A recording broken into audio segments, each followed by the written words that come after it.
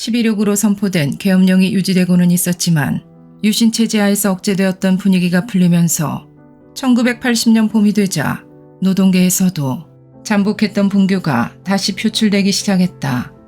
박정희 대통령 집권 18년 동안 수출 주도의 고도성장 정책을 추진해오는 과정에서 근로자들의 임금 인상, 복지 향상 요구는 억제될 수밖에 없었다.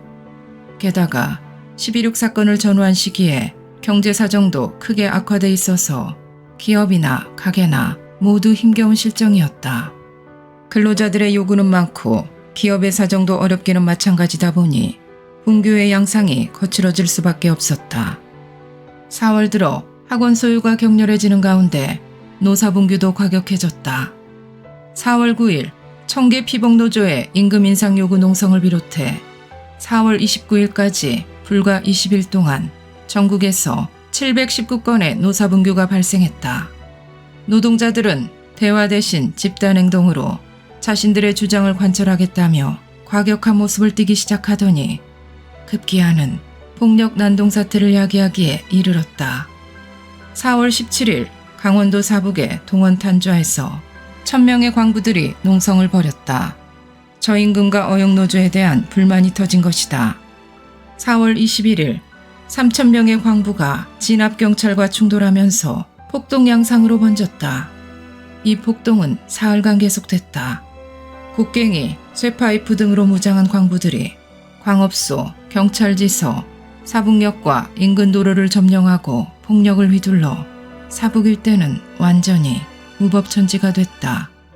이날의 난동으로 경찰관 1명이 사망하고 100여 명의 부상자가 발생했다.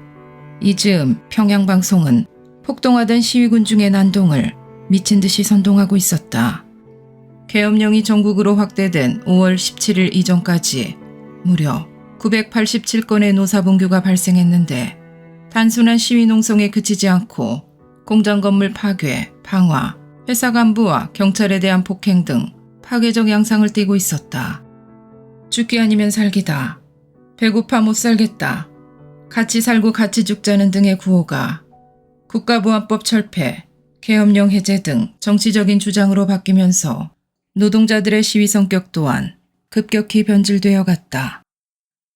1980년 봄 새학기가 되고 박정희 대통령 시절 긴급조치 위반 등으로 쫓겨났던 교수와 학생들이 돌아오자 캠퍼스는 활기가 넘쳤고 그러한 활력은 학원 내의 불필요한 긴장과 갈등까지 해소할 수 있을 것으로 여겨져서 최규하 정부도 환영하는 분위기였다. 대학이 지성의 전당인 만큼 교수와 학생들 모두가 과도기를 겪고 있는 상황을 이해하고 새 시대를 열어나가기까지의 진통을 잘 참아내 줄 것이라고 기대했던 것이다. 그런데 그러한 믿음과 기대는 얼마 못 가서 어긋나기 시작했다.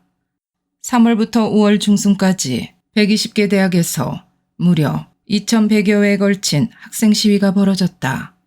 계엄령이 여전히 발효 중에 있었음에도 불구하고 당시 정부는 물계엄이란 빈정거림까지 감내하며 학생들의 불법 시위에 대해 계속 인내해오고 있었다. 최강수 대통령 비서실장은 당시 정부가 파악하고 있던 학원 사태의 실상을 이렇게 설명했다.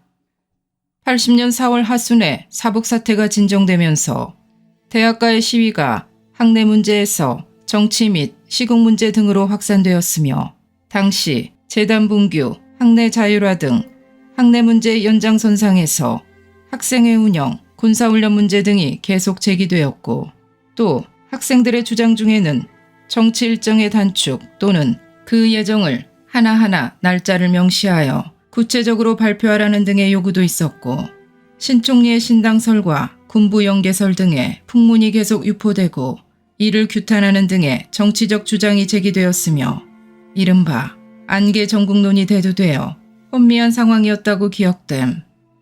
4월 말이 되자 전국 주요 대학의 학생 조직이 국민연합의 지배 아래 놓이게 되었다. 그전까지만 해도 대부분의 학생 시위는 학교 안에서 진행됐다. 그러나 복학생협의체인 민주청년협의회는 대규모 연합 가두 시위를 전개하기로 결정했고 민청협의 배후 조정으로 5월부터 학생 시위는 급기야 교문 밖으로 진출하기 시작했다.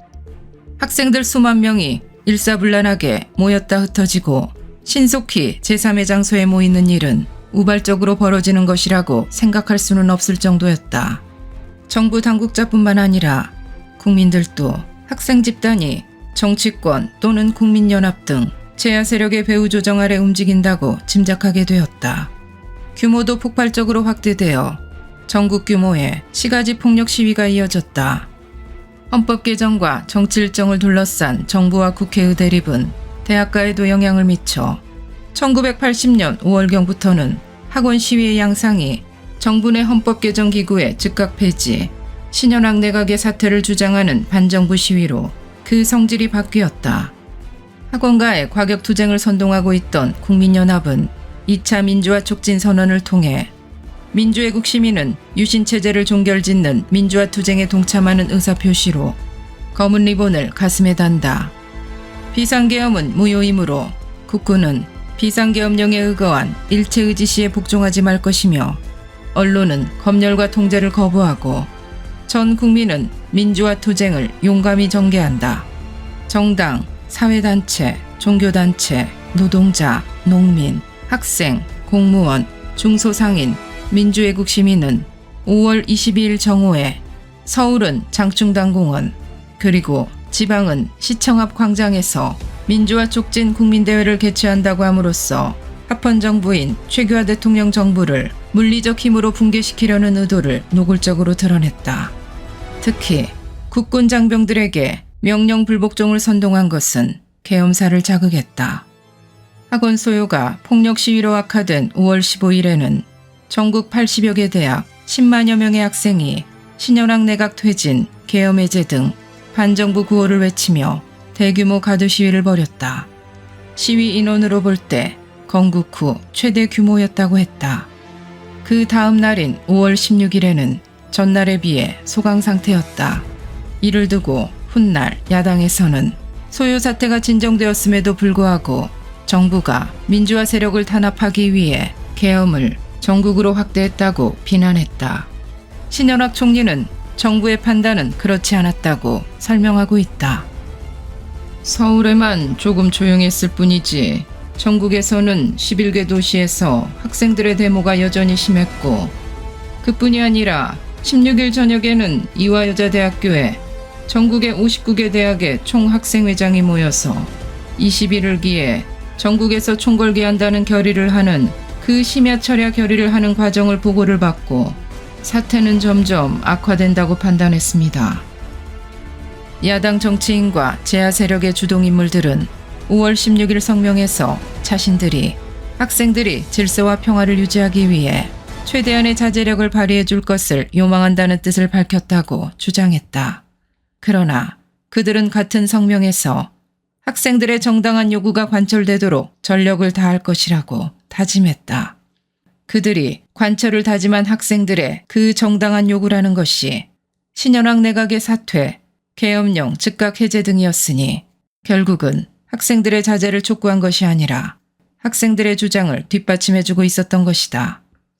5월 19일까지 계엄령의 즉각 해제, 신현학 내각의 퇴진 등 자신들의 요구를 들어주지 않으면 5월 22일 전국에서 일제히 봉기하겠다는 최후 통첩을 받은 최규하 정부는 양자택일의 결정을 내릴 수밖에 없는 상황을 맞게 되었다.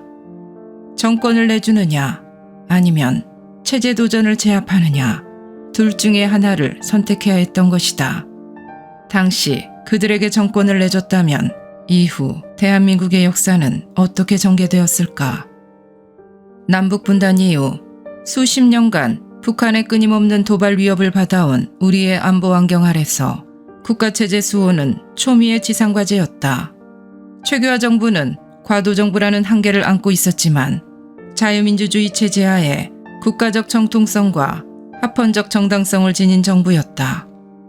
그 어떤 확신이나 민주화 투쟁이라는 명분도 최규하 정부의 헌법적 정당성과 체제 수호의 소명을 뛰어넘는 가치를 갖고 있지 않았다. 최규하 정부는 그 어떤 특정 세력이나 집단이 요구한다고 해서 물러나야 할 이유가 없었다. 뿐만 아니라 불법적 정부 정복 기도를 응징할 권리와 책임을 지니고 있었다. 최규하 대통령은 체제 수호의 지주인 내각과 군을 통해 그러한 권한을 행사하고 책임을 수행한 것이다. 1980년 봄, 자신들이 집권할 수 있는 기회를 탈취당했다고 주장하는 김대중, 김영삼, 김종필 씨는 대한민국의 정당성을 지닌 최규하 대통령이 대체 이 나라를 제대로 후손에게 물려줄 수 있을런지 라고 한탄할 수밖에 없었던 절박한 상황으로 밀어붙인 책임을 져야 할 사람들이다.